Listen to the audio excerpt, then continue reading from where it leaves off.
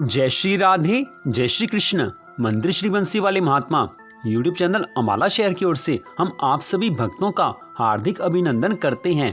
आज तक आप हमारे चैनल पर श्रीमद् भगवद गीता के अध्याय 1 से लेकर अध्याय 11 तक के महात्म्य की कथा को सुन चुके हैं।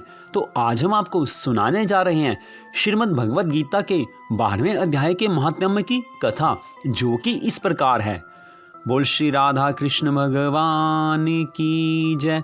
बोल श्रीमद् भगवद गीता माता की जय। अब श्रीमद् भगवद गीता 12वां अध्याय महात्म्य। श्री महादेव जी कहते हैं, हे पार्वती, दक्षिण दिशा में कोल्हापुर नाम का एक नगर है, जो सब प्रकार के सुखों का आधार, सिद्ध महात्माओं का निवास स्थान तथा सिद्धि प्राप्ति का क्षेत्र है। वह पराशक्ति भगवती लक्ष्मी का प्रधान पीठ है। संपूर्ण देवता उसका सेवन करते हैं। वह पुराण प्रसिद्ध तीर्थ, भोग एवं मोक्ष प्रदान करने वाला है। वहाँ करोड़ों तीर्थ और शिवलिंग है। रुद्र गया भी वही है। वह विशाल नगर लोगों में बहुत विख्यात है। एक दिन कोई युवक पुरुष उस नगर में आया। वह कहीं का राजकुमार था। उसके शरीर का रंग गोरा, नेत्र सुंदर, ग्रीवा शंख के समान, कंधे मोटे, छाती चौड़ी तथा भुजाएं बड़ी बड़ी थी। नगर में प्रवेश करके सब ओर महलों की शोभा निहारता हुआ वह देवेश्वरी महालक्ष्मी के दर्शनार्थ उत्कंठित हो मणिकंठ तीर्थ में गया और वहां स्नान करके उसने पितरों का तर्पण किया। फिर महामाया महालक्ष्मी जी को प्रणाम करके भक्तिपूर्वक स्तवन करना आरंभ किया। राजकुमार बोला, जिसके हृदय में असीम दया भरी हुई है, जो समस्त कामनाओं को देती तथा अपने कटाक्ष मात्र से सारे जगत की सृष्टि पालन और संहार करती हैं, उन जगत माता महालक्ष्मी की जय हो। जिस शक्ति के सहारे उसी के आदेश के अनुसार परमेष्टि ब्रह्मा सृष्टि करते हैं, भगवान अच्युत जगत का पालन करते हैं तथा भगवान रुद्र अखिल विश्व का संहार करते हैं, उस सृष्टि पालन और संहार की शक्ति से संपन्न भगवती पराशक्ति का मैं भजन करता हूँ। हे कमले, योगी जन तुम्हारे चरण कमलों का चिंतन करते हैं। कमलालय, तुम अपनी स्वाभाविक सत्ता से ही हमारे समस्त इंद्रिय गोचर विषयों को जानती हो। तुम ही कल्पनाओं के समूह को तथा उसका संकल्प करने वाले मन को उत्पन्न करती हो। इच्छा शक्ति, ज्ञान शक्ति और क्रिया शक्ति, ये सब तुम्हारे ही रूप हैं। तुम परसंवित परम ज्ञान रूपिणी हो। तुम्हारा स्वरूप निष्कल, निर्मल, नित्य, निराकार, निरंजन, अंतरहित, आतंक शून्य, आलंबहीन तथा निरामय है। देवी, तुम्हारी महिमा का वर्णन करने में कौन समर्थ हो सकता है, जो षट चक्रों का भेदन करके अंतःकरण के 12 स्थानों में विहार करती हैं।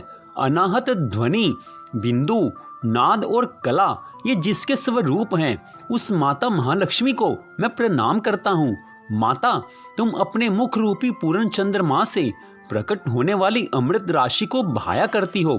तुम ही परा, पश्यंती, मध्यमा और वैखरी नामक वाणी हो। मैं तुम्हें नमस्कार करता हूँ। देवी, तुम जगत की रक्षा करने के लिए अनेक रूप धारण किया करती हो।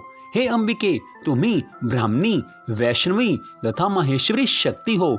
वाराही, महालक्ष्मी, नारसिंही, ऐन्द्री, कुमारी, चंडिका, जगत को पवित्र करने वाली लक्ष्मी, जगन माता सावित्री, चंद्रकला तथा रोहिणी भी तुम ही हो। हे परमेश्वरी, तुम भक्तों का मनोरथ पूर्ण करने के लिए कल्पलता के समान हो। मुझ पर प्रसन्न हो जाओ। उसके इस प्रकार स्तुति करने पर भगवती महालक्ष्मी अपना साक्षात स्वरूप धारण करके बोली, राजकुमार, मैं तुमसे प्रसन्न हूँ। तुम कोई उत्तम वर मांगो।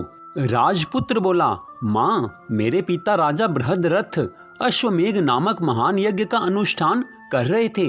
वे देव योग से रोगग्रस्त होकर स्वर्गगामी हो गए। इसी बीच में यूप में बंधे हुए मेरे यज्ञ संबंधी घोड़े को, जो समूची पृथ्वी की परिक्रमा करके लौटा था, किसी ने रात्रि में बंधन काट कर कहीं अन्यत्र पहुंचा दिया है। उसकी खोज में मैंने बहुत लोगों को भेजा था, किंतु वे कहीं भी उसका पता न पाकर जब खाली हाथ लौट आए हैं, तब मैं सब ऋतवजों से आज्ञा लेकर तुम्हारी शरण में आया हूँ। देवी, यदि तुम मुझ पर प्रसन्न हो तो मेरे यज्ञ का घोड़ा मुझे मिल जाए, जिससे यज्ञ पूर्ण हो सके, तभी मैं अपने पिता महाराज का ऋण उतार सकूंगा। शरणागतों पर दया करने वाली जगत जननी लक्ष्मी, जिससे मेरा यज्ञ पूर्ण हो सके, वह उपाय करो। भगवती लक्ष्मी ने कहा, राजकुमार, मेरे मंदिर के दरवाजे पर एक ब्राह्मण रहते हैं जो लोगों में सिद्ध समाधि के नाम से विख्यात हैं। वे मेरी आज्ञा से तुम्हारा सब काम पूरा कर देंगे। महालक्ष्मी जी के इस प्रकार कहने पर राजकुमार उस स्थान पर आए जहां सिद्ध समाधि रहते थे। उनके चरणों में प्रणाम करके राजकुमार चुपचाप हाथ जोड़ खड़े हो गए। तब ब्राह्मण ने कहा, तुम्हें माता जी ने यहाँ भेजा है। अच्छा, देखो, अब मैं तुम्हारा सारा अभीष्ट कार्य सिद्ध करता हूँ। ऐसा कहकर मंत्रवेता ब्राह्मण ने सब देवताओं को वहीं खींचा। राजकुमार ने देखा, उस समय सब देवता हाथ जोड़े थर थर कांपते हुए वहां उपस्थित हो गए। तब उन श्रेष्ठ ब्राह्मण ने समस्त देवताओं से कहा, हे देवगण, इस राजकुमार का अश्व जो यज्ञ के लिए निश्चित हो चुका था, रात में देवराज इंद्र ने चुराकर अन्यत्र पहुंचा दिया है। उसे शीघ्र ले आओ। तब देवताओं ने मुनि के कहने से यज्ञ का घोड़ा लाकर दे दिया। इसके बाद उन्होंने उन्हें जाने की आज्ञा दी। देवताओं का आकर्षण देखकर तथा खोए हुए अश्व को पाकर राजकुमार ने मुनि के चरणों में प्रणाम करके कहा कि हे महर्षि, आपका यह सामर्थ्य आश्चर्यजनक है। आप ही ऐसा कार्य कर सकते हैं, दूसरा कोई नहीं। हे ब्राह्मण, मेरी प्रार्थना सुनिए। मेरे पिता राजा बृहद्रथ अश्वमेघ यज्ञ का अनुष्ठान आरंभ करके देवयोग से मृत्यु को प्राप्त हो गए हैं। अभी तक उनका शरीर तपाए हुए तेल में सुखाकर मैंने रख छोड़ा है।